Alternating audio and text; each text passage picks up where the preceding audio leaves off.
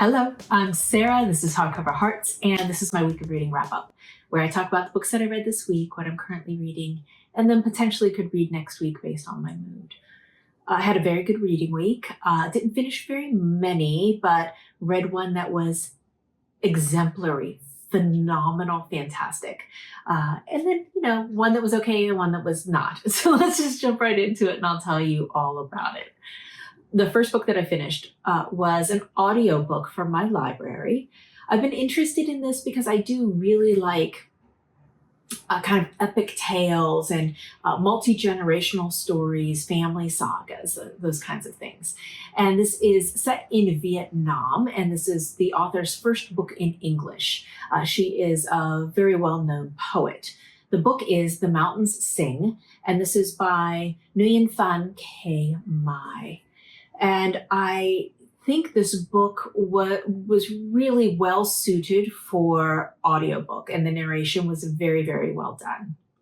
The first part of the story is told by Du Lan, and she is a woman who has 6 children, and she is impacted by what's happening in land reform, and her family are. And despite doing what they thought was kind and good and just for the people that live on their farm, and giving equitable or thoughtful consideration for the people who work on their farm, they are victims of and really thrown into chaos when the land reform movement comes to pass. And the people that have always been kind of at odds with them in this village take the opportunity to turn on them. And they have to go on the run. And so the mother has to take her six children and escape, because they are actually going to be threatened with jail, threatened with separating the family, threatened with re-education, all sorts of different things. And that is a very trying, very difficult, very emotional part of the book, is this running from these people and all of the choices that need to be made at a moment's basis, without a lot of knowledge of what could happen in the future. And then we flip into the 1970s, where we have the Vietnam War coming to a close. And now the family that was splintered now needs to be pulled together, if it's even possible at all. So we're dealing with trauma. We're dealing with repercussions of decisions made in the war. And this portion is really told by Jung, and she is the granddaughter of Du Lan. And Du Lan is just a fantastic, fantastic character. I really liked this story. I think I liked it more in audio than I would have liked it in writing. I think if I had read it, it would have felt a little overpitched, a little too dramatic. That may have gotten in the way, but in audio version, I think it lended itself to almost like a radio play that you're listening to. So I thought it was very good. I think especially if you like epic sweeping type of novels centered around family, this might be a very good choice for you. Next up, something that was not at all successful in any way, shape, or form. And it could be that I don't think it's just the style or the genre of the book. This book is Hard Rain by Irma and translated from the Afrikaans by Elsa Silke. So this is a thriller. And I think I've made mention before that I'm not a big thriller fan. I don't like the tension that you have to have in a thriller, where everything is heightened and kind of being the chasing aspect of it, and the fear and the anxiety. It has to be done really, really well for me to enjoy it, where that's not the only pitch that's maintained through the entire story. With this one, it's a story set in modern day Tanzania, modern day Eastern Africa, Tanzania and South Africa. And it's a story between a photojournalist and a journalist. The journalist's name is Alex, and he has left South Africa to go to Tanzania because he's kind of leaving some demons behind and trying to get a fresh start. He falls instantly in love with the main character, Rana. And Rana is a badass, and she's portrayed as like this really tough woman. She's an overdone character, or at least overdone from the outside. As he's getting to know her, she really withholds a lot, very secretive, tells him only certain things, and we don't really understand why.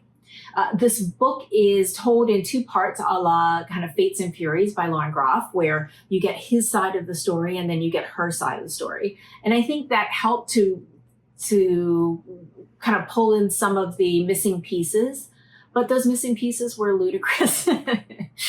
It just didn't, there's so many logical leaps that were made, and there was just so much here that stretched credulity and didn't make any sense, and it just was hard to follow. So this is a little bit, there's some aspects that are kind of like the girl with the dragon tattoo, some aspects that that made me think of Jane Harper. It didn't, I was hoping it would work, but it didn't. And I think a lot of it also was that this is a setup for additional pieces. And so the ending was just really abrupt, didn't make a lot of sense, but it's meant to be a cliffhanger in anticipation of the next one. But no, I didn't. I ended up, rolling my eyes more. It was a fast, pacey read, but to no good end ultimately. So this was a no for me. But I did want to read that for women in translation. I wanted to try something other than literary fiction for women in translation. So that's why I picked that up. But bummer. But let me tell you about the majesty of a book that I did finish. The Hours by Michael Cunningham. Oh my God, this book. So I already finished Mrs. Dalloway a week and a half, 2 weeks ago. Still kind of luxuriating in that vibe, in how seamlessly she was able to weave this story, how you just kind of plopped in and then we're just kind of taken downstream. And it was the perfect mix of intellectual, introspective, and vibe and atmosphere. And, there's just so much there. You were tugged at the heartstrings, but also intellectually curious and propelled on. And so when I heard that this was, something to read as a follow-up, I admit I was a little concerned that it was going to be too fan fiction-y. But how I'm starting to think about this, that this is more like where a song is a standard classic is redone in jazz form, or kind of the core of it's there. You see the structure, the song, but what is done with that song is elevates it or makes you look at it differently, or reinterprets and reimagines what was there and creates something new. And that's what this did. To the point where my first reaction when I finished it was, how did he do that? Like, how was he able to take such a story that is so specific and so thoughtful and so well crafted? I mean, the actual nerve, the nerve of him to try this and then to pull it off. I mean, just wow. So beautifully done. So what this is he's taken kind of the structure, the ideas, the germination, the seeds of what Mrs. Dalloway is, and he's applied it to New York City. He's applied it to the specific woman named Clarissa, who is going to throw a party. Now she's throwing a party for Richard, and Richard is like her best friend, like her soulmate, someone, an old love that they had a deep affection for, a deep love for, and they stayed in each other's lives throughout. But Richard is a gay man or bisexual man, who is dying of AIDS. She's throwing the party because he's getting an award. And it's an award for a book that she's featured as a main character. And as she's going about her day, she comes across people that know him. She interacts with and thinks about their life together, and then stops and visits him.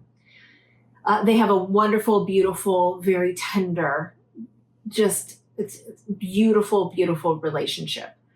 I will say, just like with a good series, I do suggest that you start with Mrs. Dalloway before you read this. Now, this can stand on its own and will do so beautifully, brilliantly even. But it's the understanding where the source material is, and it's understanding the choices that he's made on how to reinterpret this scene or that scene, or this relationship with another relationship, and how he's made it modern, how he's made it relevant for today. Is just genius, and it gives you so much appreciation for not just what he's done, but also the original material too. He's really been able to create a lushness, something that's emotive, evocative, and something that has been built off of an already beautiful structure. I'm absolutely in love with this, and I gave it a 5-star. Because it's so sublime and it's so smart. And one thing that he didn't just redo scenes and set them in, kind of pluck them and put them in. He contextualized it. He made them relevant. He made them important for how he was trying to push the story along. And he added enough newness, new material, that it's not fanfic. It's a new interpretation. He even included Virginia Woolf herself and some of the ideas that she had as she was writing Mrs. Dalloway, and how that played in to certain scenes and how she created it. It's marvelous, beyond what I expected. And I already had high expectations because Leo loves this book and loves the movie. I'm going to watch the movie this weekend. So already I knew it was going to be pretty fantastic, but I had no idea just how much I would fall in love with this. And in doing so, I gave it a 5-star because I want to come back to it.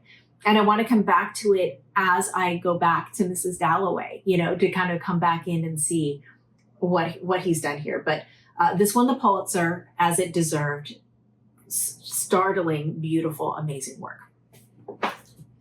So let's talk about what I'm currently reading. I have been continuing on with Marcel Proust, In Search of Lost Time, Volume 3, The Guermantes Way, slowly but surely, and I will be picking it up again this weekend. I'm also reading To the Lighthouse by Virginia Woolf. This is the next in the work that I'm doing with Elizabeth of Bookish North, where we're reading all of her fiction in publication order. And I have to say, this is no Mrs. Dalloway. I know there are people that love this deeply. I'm struggling. Elizabeth said it so well. We read the first section of it. There's a family and a bunch of people that are gathered at this home, and it's near a lighthouse. And so we're getting all of these relationships. It's very relationship driven. And Elizabeth said it perfectly. It's about the spaces between these relationships. It's about how they're not getting along. They're not molding and coming together. And it made me realize that I don't really like books like that unless you're giving me something really interesting. But for me, with this, everyone is going through the same thing, and everyone is in this state of dislocation. And it just feels too heightened, too dramatic, even though it's very banal, it's very quiet, and there's not a lot going on. but these characters are just like swinging back and forth from hate and love to hate and love to, and it just feels fluorescent. It feels like too heightened, and I'm not connecting with it. And I think it's because of those spaces as opposed to the ways that we bring people in. So it's an interesting thing to recognize about myself through reading this. I'm curious. I think there's going to be. I think she mentioned that there's another perspective, that we do a time jump or a perspective jump. So curious to see if the next set kind of pulls me in a little more. So yeah, but I was worried that maybe I was spending too much time in Miss Dalloway land, which I adored and loved. That I wasn't able to let go of that and enjoy this. But when I talked to Elizabeth, she was having some of the similar challenges with this. So interesting. We'll see. Then I am listening to an audiobook for Women in Translation Month. And this is The Girl Who Wrote Loneliness by Kyung-Sook Shin. And this is translated by Han Young-jun. And this is also feels very sweeping. It's the story of this young woman who, we have two different timelines. One, she's an adult and she's written a book and she's kind of on a book tour. And then we go back to kind of the material that she drew from, which is when she went from the countryside to Seoul, and she's working in a factory doing electronics for stereos and televisions. And really interesting factory conditions and political being interwoven in here through labor practices and unionizing and the question of how democratic is Seoul, really, and some of the challenges that the nation's having and how it impacts her as a young 16, 17-year-old girl who's gone to the city to try to become educated and work in this factory. Enjoying it very much. It's a very long book, so and I'm loath to speed. I don't like to speed it up too much. Like 2 is just too hectic for me. It makes me anxious. But I need to. But 1 is fundamentally too slow for a story like this. So I'm going to bump up the pace a little bit, but enjoying it very much so far. Then also getting ready to this weekend, I'm going to start a little later today, A Private View by Ms. Anita Brookner. This is with Leo of A Little Book Life. This is number 14 in our series that we're doing of reading her in publication order. Leo just mentioned that the first chapter, very, very promising. I will say she does first chapters very well. So let's see if she can maintain. I just love the cover though. I just think it's phenomenal. These covers, these are the Penguin Fiction editions. And I just think they've done such a good job with these. So we shall see. Ms. Brookner. And then I do think I want to continue with I'll feel very good if I finish the Alberta series. This is the next, and this is, Alberta and Freedom is the next one. And let me show you what I mean by how much I despise these covers. This was the first one that I got. And again, these are really hard to find. So I did my best, but these are the 3. Aren't they horrible? I mean, I don't like any of them. I don't like any of these covers. So someone needs to redo this series in translation. But look at that. I mean, this will be the second one. Luckily, the material inside is so good that I'm going to ignore the hideous cover. But I think might try to pick this up. And then we'll see. I might also try to pick up something else. I had yesterday off, which was absolutely delightful. So that means I have today off and tomorrow. And I got all my kind of chore-y type things done. So I'm looking forward to just reading, and I'm going to go to a park. I'm going to grab some lunch, go to a park, sit out in the sun before the air quality index gets a little crappy because of the fire season. So wish me luck with that. But wherever you are, I hope your reading has been phenomenal. I'd love to know, have you read any of these books? What are your thoughts? And please, we're still in a global pandemic. Maintain safe social distance. Wear your masks. Wash your hands and don't touch your face. I'll talk to you soon. Bye.